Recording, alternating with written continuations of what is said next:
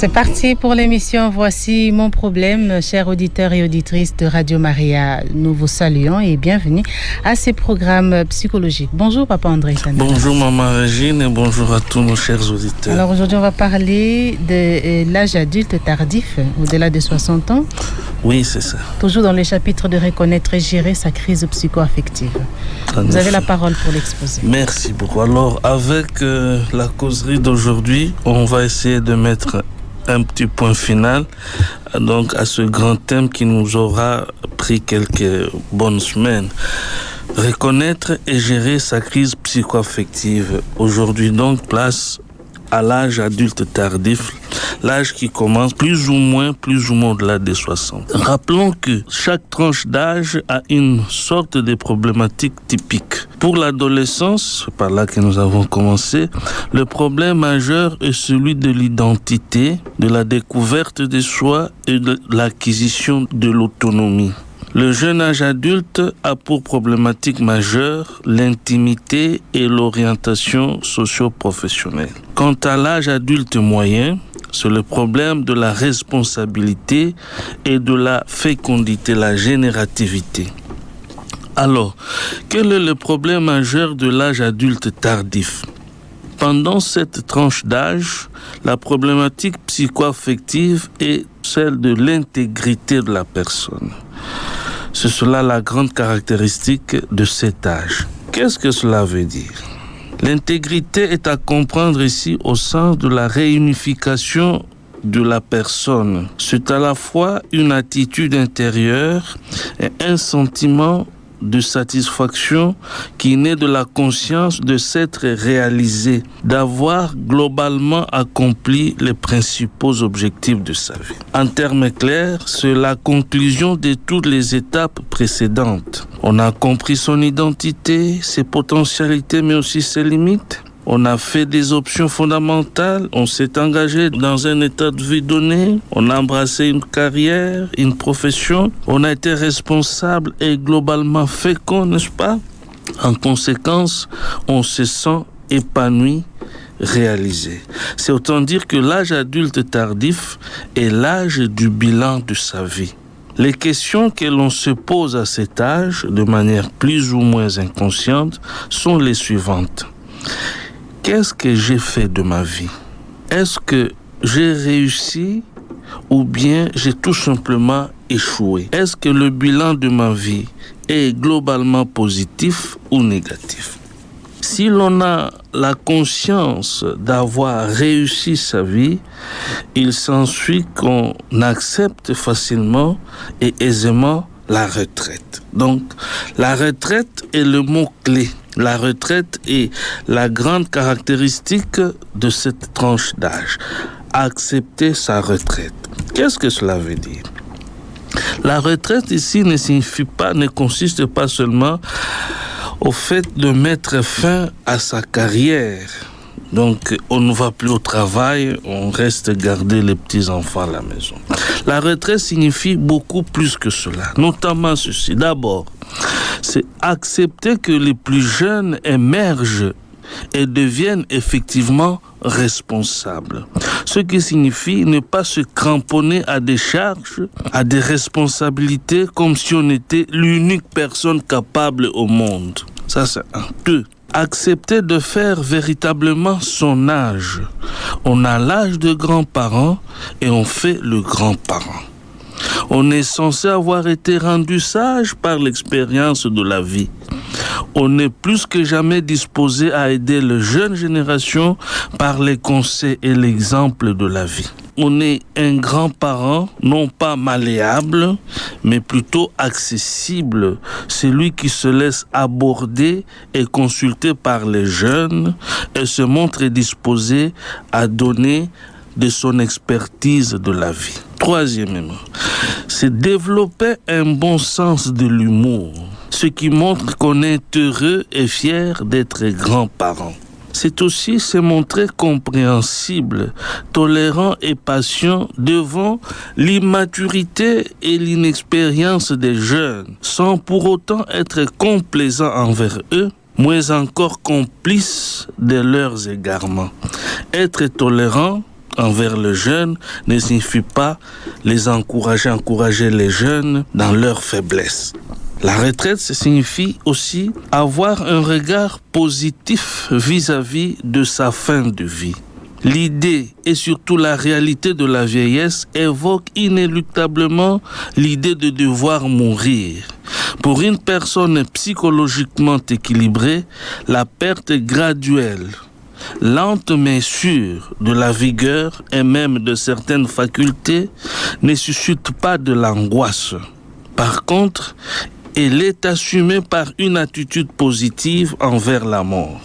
La responsabilisation des jeunes, l'acceptation de ne pas se mettre au centre de tout pendant que l'on perd graduellement ses capacités, c'est-à-dire l'acceptation de jouer un rôle de troisième plan, en étant parfois un simple conseiller pour les nouvelles générations, tout cela, ça fait autant d'indices d'un esprit équilibré qui non seulement est satisfait d'avoir globalement bien joué son rôle au sein de la société, mais surtout accepte que tôt ou tard, la vie doit finir et qu'il faut accepter de céder sa place aux plus jeunes, aux jeunes générations qui ont encore de la force et de bonnes ambitions constructives, même s'ils peuvent se montrer inexpérimentés, maladroits parfois. C'est cela, donc, les grandes caractéristiques qui sont la manifestation, autant d'expressions, de cette grandissime caractéristique de l'âge adulte tardif, l'acceptation d'aller en retraite. Question très importante. Qu'arriverait-il à un sujet qui, plus ou moins inconsciemment, percevrait sa vie comme ayant été globalement un échec? Quelqu'un qui a la conscience d'avoir échoué sa vie. Dans un pareil cas, on traverse une crise psycho-affective qu'on appelle crise de désespoir. La crise de désespoir se caractérise par des attitudes et des comportements suivants. 1. La jalousie envers les plus jeunes. Les jeunes sont considérés comme de perpétuels incapables, des indisciplinés impénitents en qui il ne faut nullement avoir confiance, à qui il ne faut nullement concéder la moindre responsabilité véritable. Par contre, il faut être dur envers les jeunes pour les aider à comprendre que la vie, c'est le travail, le sérieux et surtout la soumission aux aînés. On connaît des grands-parents, n'est-ce pas? Des grands-parents qui sont intraitables et très intolérants envers leurs petits-fils. On connaît aussi un phénomène très répandu, presque dans toutes les cultures, un phénomène qui consiste à chercher à contrôler le foyer, donc la vie conjugale de son fils, donc la famille de son fils, surtout de la part des mères, avec comme conséquence un conflit plus ou moins ouvert entre la belle-mère et la femme de son fils. Ce phénomène relèverait dans beaucoup de cas de cette jalousie inconsciente et inavouée de la part des personnes âgées. La jalousie de voir les jeunes faire leur vie seuls et organiser leur jeune famille comme ils l'entendent. C'est comme si on voudrait vivre à la place de son fils. On veut être au centre de la vie du foyer de son fils, comme si on refusait de tomber dans l'oubli. Et très souvent, on vous dira que cette intrusion des parents, surtout la mère, dans le jeune couple, dans la vie du jeune couple, se fait avec la meilleure intention du monde. Aider les deux jeunes mariés à mieux organiser leur famille, ou en tout cas, éviter que le fils soit à la merci de la manipulation de sa femme au détriment de la grande famille. Donc, de façon psychanalytique, c'est une question de jalousie plus ou moins inconsciente, plus ou moins avouée. Deuxième caractéristique de la crise de désespoir, c'est la révolte contre la société. Les contraindre de céder la place aux plus jeunes et de se comporter comme quelqu'un de son âge. Par conséquent, on est plein de critiques envers une société perçue plus à tort qu'à raison, comme n'ayant aucun respect pour les personnes âgées et trop désordonnée du fait de trop de laxisme envers les jeunes générations. Troisième caractéristique, la dépression, ce qui est typique du désespoir. On a une vision pessimiste de la vie et de la société. Cela n'est rien d'autre qu'une projection de son propre monde intérieur, lequel monde est perçu comme une faillite et déplaisant. Pour fuir cette tendance à la dépression, on peut se donner à la consommation de l'alcool ou d'autres produits psychoactifs très forts et même illégaux et susceptibles de créer une dépendance psychopathologique. Quatrième et dernière caractéristique, je vous propose le déni de vieillesse. On refuse sciemment de mener un style de vie qui reflète son âge. D'ailleurs, dans certaines cultures, le terme de vieillesse est très délicat. Sonne souvent comme une insulte, une marginalisation. Des comportements typiques d'adolescents que l'on peut observer chez certaines personnes âgées, non pas de façon occasionnelle, comme pour se divertir, ou sporadique, n'est-ce pas, mais comme caractérisant leur style de vie, eh bien, ce sont des comportements qu'on pourrait qualifier de compensation, de rattrapage, comportements de rattrapage, ou encore des comportements de déni de la réalité de vieillesse. Pourquoi ? Eh bien, parce que soit on a plus ou moins raté son adolescence, alors on veut se rattraper, même à 65 ans et même à 70 ans. Soit on a été trop adolescent, le milieu éducatif n'a pas su contenir et canaliser l'énergie typique de l'adolescence et malheureusement, on est resté adolescent à vie. On est un adolescent perpétuel, incapable de gérer son autonomie, incapable surtout d'être responsable envers soi-même et envers autrui, envers la communauté, la société. Incapable de circonscrire le bien, donc de percevoir le bien et non pas le plaisir. Incapable de ne pas confondre le bien et le plaisir. Donc, circonscrire le bien, vouloir le bien et persévérer dans la poursuite du bien, serait-ce au prix des sacrifices, au prix d'abnégation. Ce déni de vieillesse n'épargne pas, permettez-moi, le secteur de la sexualité, surtout chez les hommes. Autrefois, M. XY était bien capable d'honorer sa belle colombe, n'est-ce pas, plusieurs fois par semaine. Il mettait 5, 7, même 8 fois par semaine. C'était la belle époque. À 65, 70 ans, on peut se voir obligé par sa biologie se contenter que d'une petite fois par tous les mois, sinon tous les 2 mois. Si on n'est pas bien équilibré dans sa tête, cela semblerait un affront insupportable et une perte inacceptable de son humanité, de sa virilité, n'est-ce pas? Alors, pour détourner ces contraintes de sa biologie, le gaillard XY se sent obligé de recourir à des produits synthétiques ou à des racines, à des potions, n'est-ce pas? À des corses d'arbres pour renforcer sa virilité. La conséquence de ces pratiques et que on soumet son anatomie, son appareil circulatoire en particulier, à un rythme qui n'est pas de son âge. On veut vivre, on a 65, 70 ans, on veut vivre comme si on avait encore 30 ans.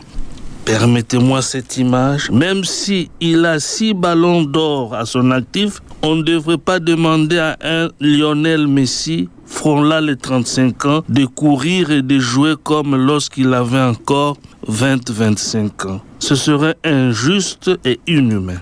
À l'âge de 65 ans, s'efforcer de mener une vie sexuelle d'un jeune adulte de 30-40 ans, c'est se montrer psychologiquement déséquilibré et mettre inutilement sa vie en danger.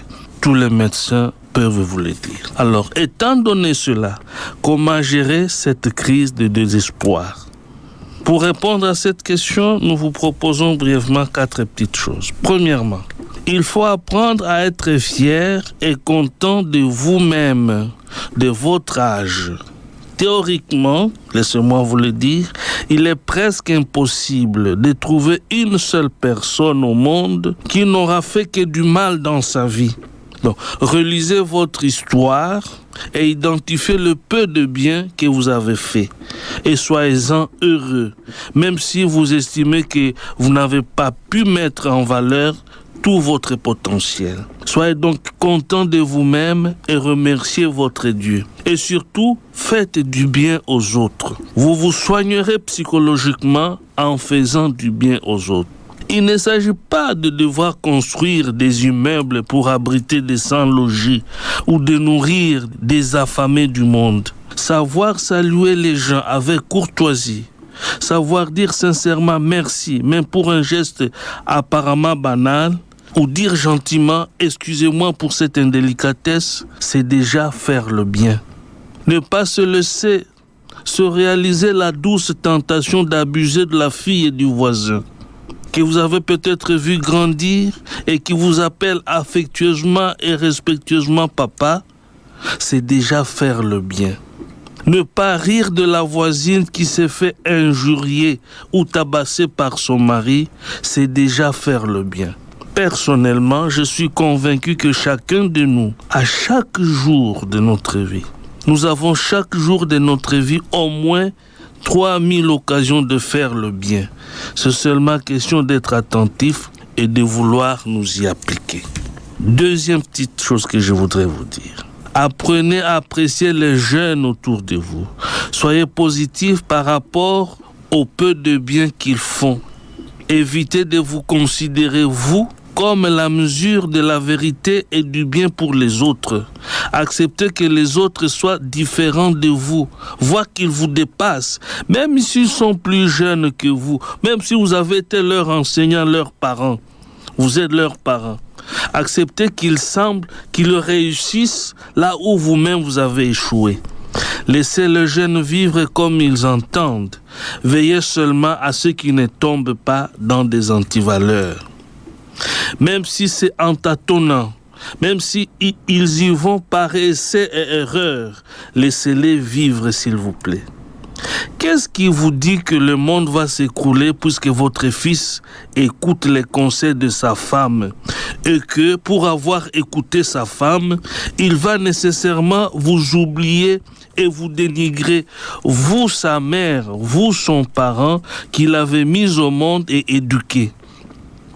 Et même si tout semble indiquer qu'il ne vous considère pas autant que cela, qu'est-ce qui vous dit que son comportement actuel n'est pas une réaction inconsciente et tardive à votre tempérament possessif, envahissant, intrusif et autoritaire? Une réaction à votre autoritarisme que vous continuez à manifester alors même qu'il est déjà marié et père de famille. Rappelez-vous ce que nous avons toujours dit. Rappelez-vous que vos enfants sont en partie un produit de votre personnalité.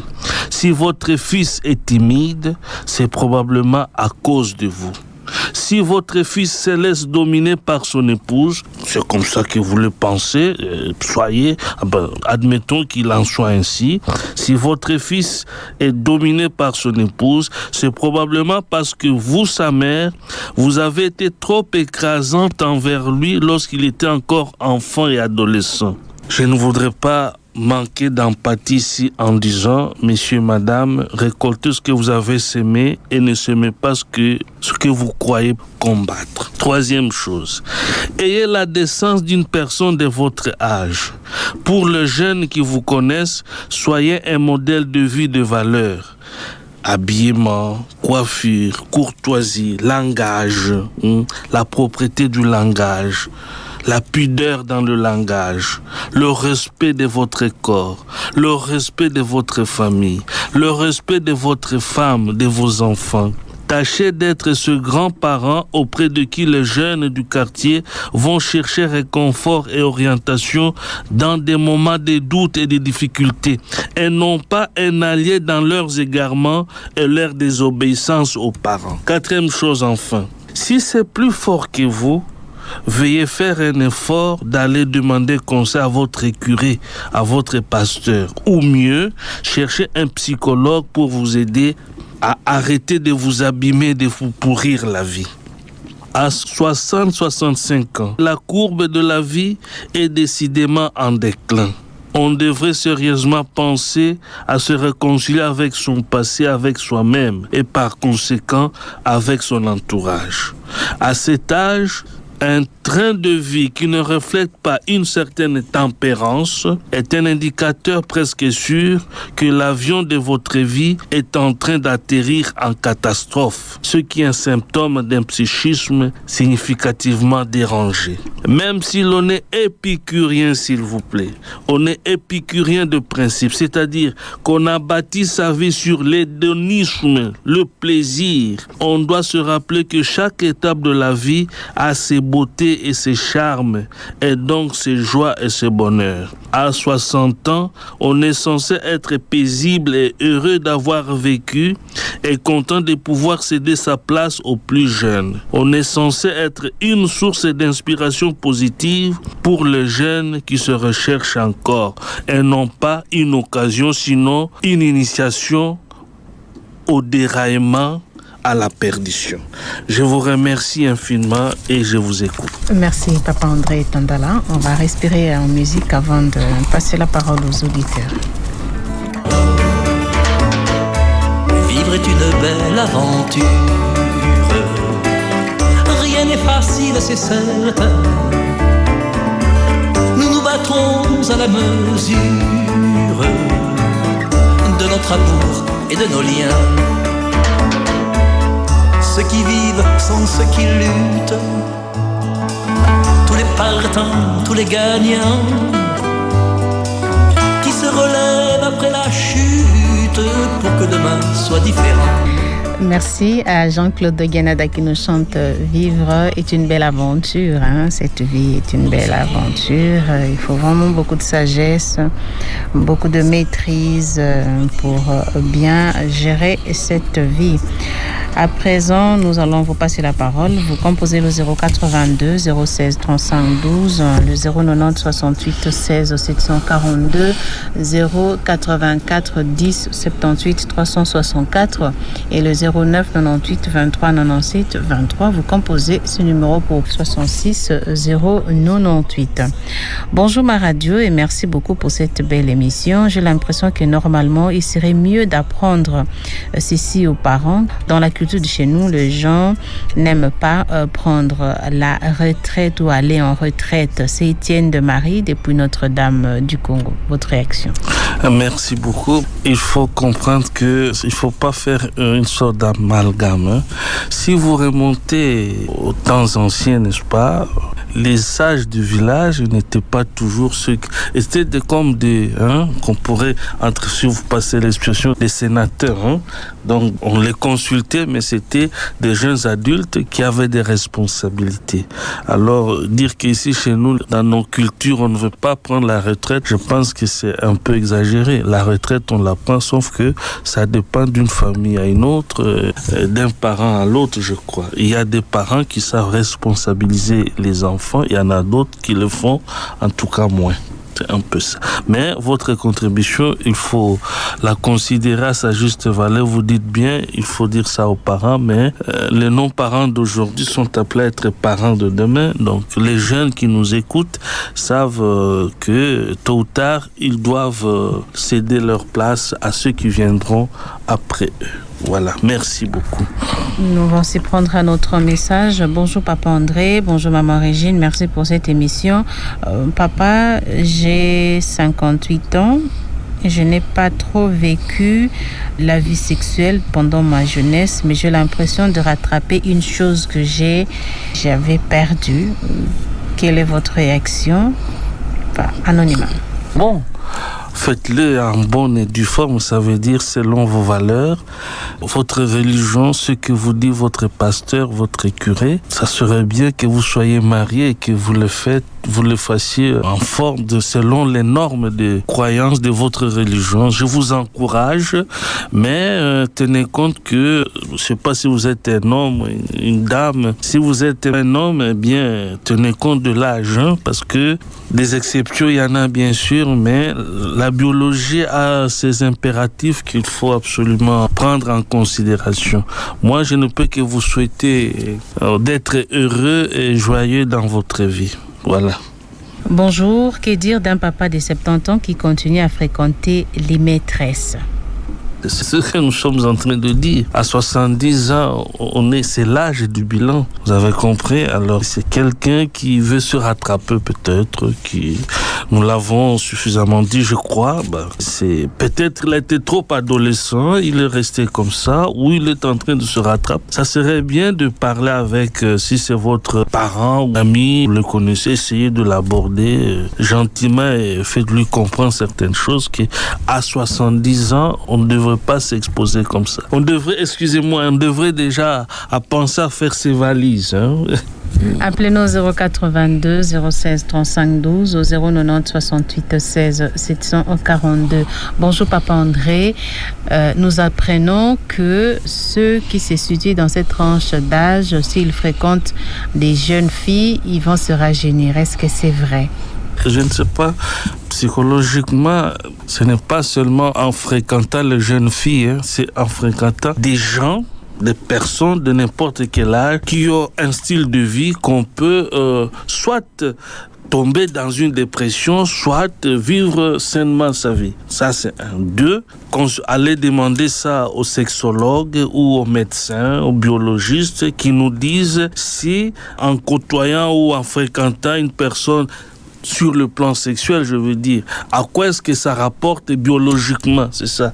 Le psychologue n'est pas en mesure de dire les échanges biologiques qui se font en termes de mitochondries ou quoi, de protéines. Si vous avez 50 ans et vous sortez avec une femme de 20 ans régulièrement, est-ce que ça va vous rajeunir? Votre biologie va ressembler à celle d'une personne de 35 ans par conséquent. C'est ça, c'est comme ça que je comprends la gueule. Oui, mais psychologiquement, sérieusement parlant, psychologiquement, c'est en fréquentant un monde, donc une catégorie de gens, d'un style de vie que vous pouvez soit vous améliorer, soit vous abîmer davantage. C'est un peu ça. Sur le plan psychologique, j'insiste. Voilà. Bonjour Papa André et Maman Régine, merci pour cette belle émission. Que dites-vous de femmes qui se moquent de leur mari, qui n'ont plus de virilité d'autant et qui sont obligées de chercher comment se renforcer au risque de sa vie? C'est le frère Pierre. Merci beaucoup frère Pierre et mes salutations à vous. Le mot qui ferait sursauter ici et ferait froid dans le dos, c'est le verbe se moquer. Quand on se moque de son conjoint, c'est que on n'a pas compris un certain nombre de choses dans sa vie. Nous le disions, je crois, la fois dernière. Mon conjoint, c'est une partie de moi. Alors, si mon conjoint a des faiblesses, j'ai le devoir, n'est-ce pas, d'assumer cela. Et je dois me comporter de telle manière que les faiblesses de mon conjoint ne soient pas une occasion, n'est-ce pas, d'abîmer ma relation avec mon conjoint. Donc, si je me moque de mon conjoint, de ma conjointe, ça veut dire que moi aussi, j'ai besoin qu'on m'aide. Une femme qui se moque de son mari, c'est pas bon. Disons que, psychologiquement parlant, il a beaucoup de choses à apprendre, à assumer. Ensuite, on peut aider son mari qui a des difficultés sur le plan sexuel en l'amenant, en lui conseillant d'aller voir un médecin, un sexologue. C'est pas forcément qu'il faut recourir automatiquement aux racines et aux écorces d'arbres, je ne sais pas. Ça paraît une question banale, mais c'est profond cette question. Dans la psychopathologie, il y a ce qu'on appelle les troubles des sexualités. Et parmi ces troubles des sexualités, il y a ce qu'on appelle les troubles de l'érection chez l'homme, et les troubles de l'orgasme. Donc tout ça, ça fait qu'il y a des raisons psychologiques qui peuvent faire qu'un homme ne soit plus en mesure de mener sa vie sexuelle comme il se doit. Voilà. Ou ça peut être des raisons physiologiques, anatomiques ou carrément circonstancielles selon certaines circonstances. Donc, il faut aller chez le médecin, voir un psychologue, un sexologue et à la fin tirer une conclusion. Donc, il ne faut pas faire une sorte d'automédication, ce n'est pas bon. Nous parlons de reconnaître et gérer sa crise psycho-affective. On se situe dans la tranche d'âge adulte tardif au-delà de 60 ans.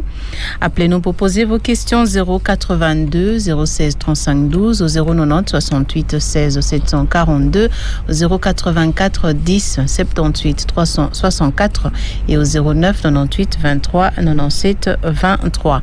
Depuis Goma, c'est Constantin qui nous écrit. Bonjour Papa André, Maman Régine, merci beaucoup Papa pour ces enseignements. Que dites-vous de l'adage qui stipule que l'enfant vous sera reconnaissant de l'avoir forcé et il vous méprisera de l'avoir flatté? Deuxième préoccupation, est-ce que l'habillement actuel de nos filles ne peut pas être à la base de manque de maîtrise pour certaines personnes âgées? Voilà les deux questions de Constantin depuis Goma. Je n'ai pas bien suivi la deuxième question. Il dit ceci, est-ce que l'habillement actuel de nos filles ne peut pas être à la base de manque de maîtrise pour certaines personnes âgées? Oui, bien sûr, mais les jeunes sortent d'où? De nulle part, de nos forêts ou de nos rivières. C'est des jeunes qui viennent de nos familles. Vous vous rappelez, il y a de cela quelques mois, maman, on a parlé du phénomène Oudjana. On décrit beaucoup nos jeunes. Ils font ceci, elles font cela. Mais d'où sortent-elles, ces filles? Et qui est qui sort avec ces filles? Voilà. Vous avez compris? Donc, ce que je disais, nous récoltons ce que nous semons parfois. Et ne croyons pas combattre ce que nous voulons combattre alors que c'est nous qui le produisons. Vous avez compris? Oui. Donc, les filles sortent de nos familles, elles font des dégâts au niveau de la société et la même société décrit ces filles.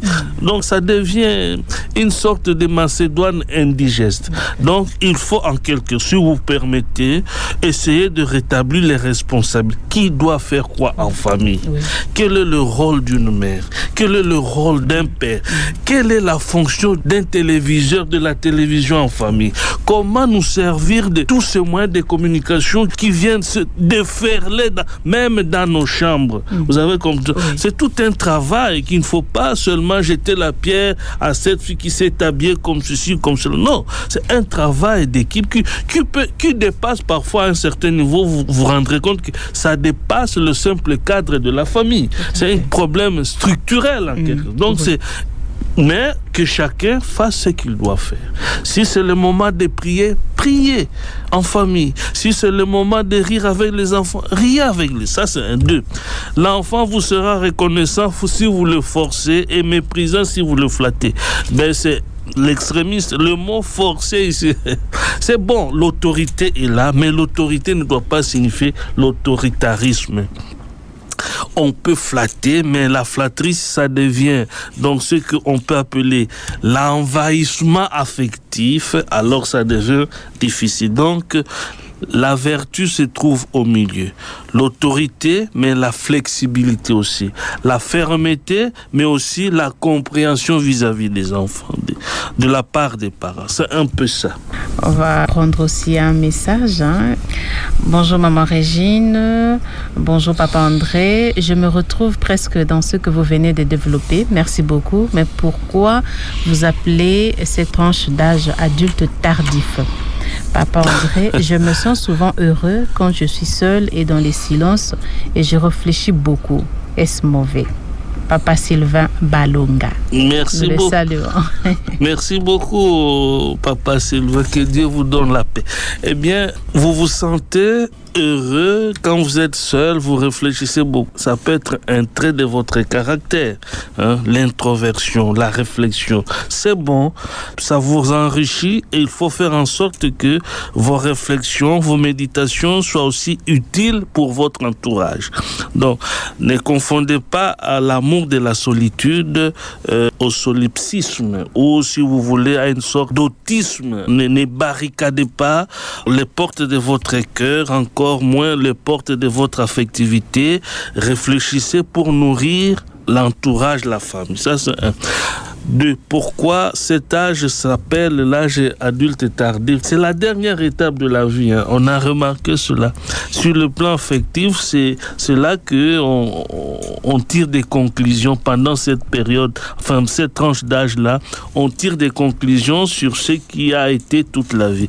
Tardif parce que c'est la dernière étape de la vie. On appelle le développement psychosocial de l'individu, qui est aussi le développement psycho-affectif. C'est la dernière étape du développement humain sur le plan psychologique. Voilà. On va écouter Joseph de Marie à travers ses voix. Bonjour maman Régine, bonjour cher papa, meilleurs vœux.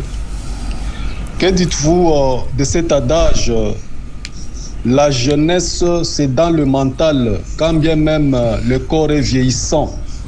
On peut toujours rester jeune dans le mental. Ma deuxième question, lorsqu'un vieux met souvent du bleck dans ses cheveux et n'accepte pas, ou du moins ne supporte pas ses cheveux blancs, et lorsqu'aussi un jeune homme teinte ses cheveux en couleur blanche pour paraître un peu comme un vieux sage, et c'est un déséquilibre au niveau psychologique. Pour terminer, la modernisation n'est-elle pas aussi à la base des crises de jalousie? Exemple, lorsqu'on voit un jeune manipulé avec aisance un téléphone Android, etc., on se dit quand même quelque part qu'on a raté de croquer à plein dents certaines modernisations et on s'en veut un peu éperdument, cher papa. Merci beaucoup et bonne journée. Merci Joseph de Marie.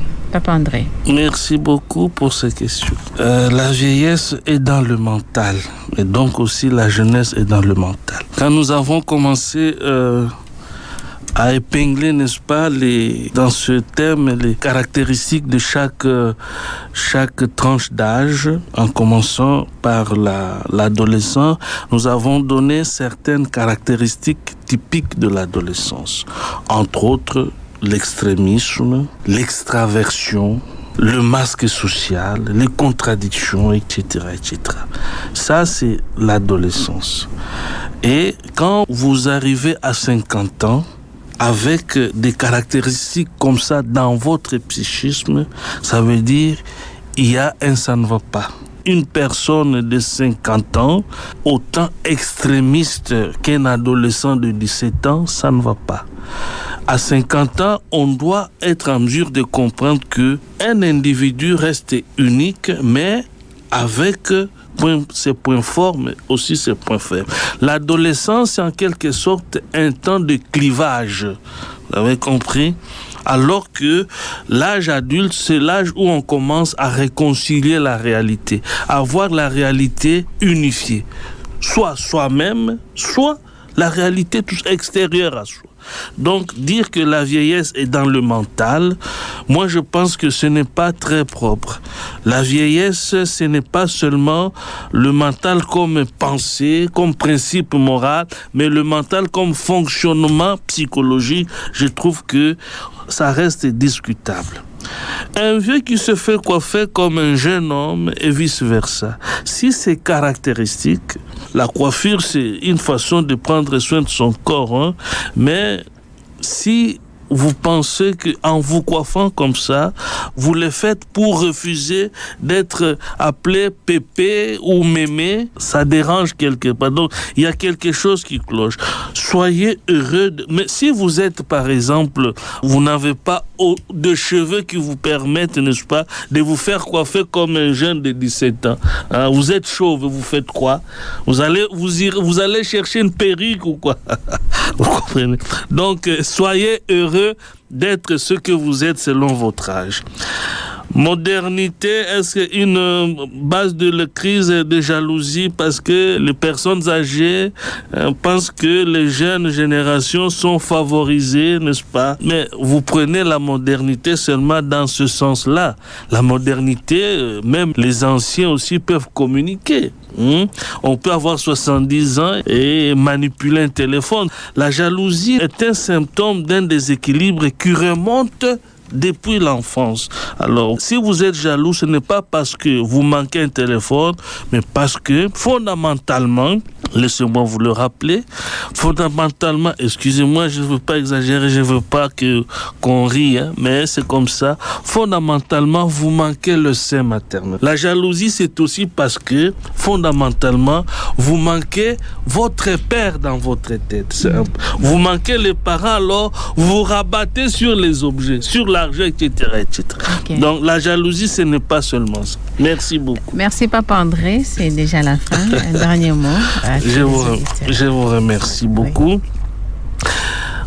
Bonne année à vous tous. Nous sommes heureux d'avoir partagé avec vous cette dernière causerie de ce thème, reconnaître et gérer nos crises psycho-affectives. Depuis l'enfance et jusqu'à 65 ans, ça fait 8 étapes. Mais nous avons parcouru des étapes, nous avons passé en revue des étapes où on est susceptible d'introspection. Ça veut dire de relire sa vie pour s'améliorer, notamment l'adolescence, le jeune âge adulte, l'âge adulte moyen et l'âge adulte tardif.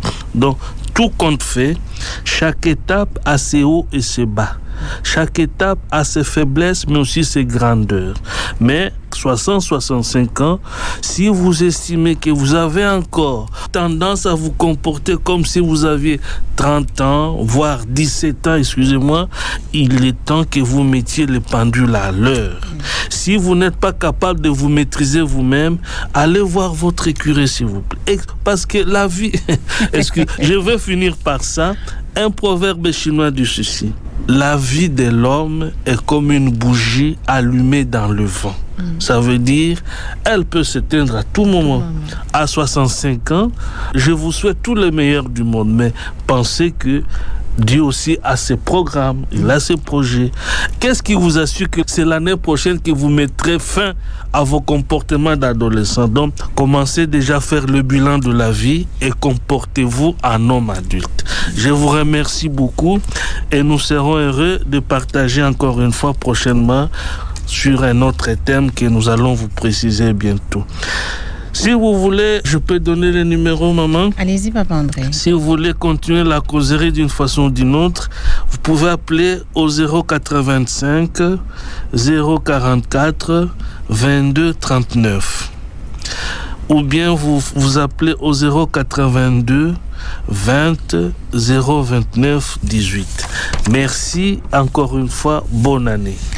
Merci beaucoup, Papa André, cher auditeur de Radio Maria. Nous vous remercions aussi d'avoir été avec nous depuis le début de ces grands chapitres sur reconnaître et gérer sa crise psycho-affective. C'est aujourd'hui que nous bouclons ces grands chapitres. Merci pour votre fidélité à ces programmes psychologiques. On se retrouve avec Papa André dans 2 semaines en direct. Merci et vous pouvez suivre cette émission en rediffusion chaque dimanche à 13h, heure de Kinshasa.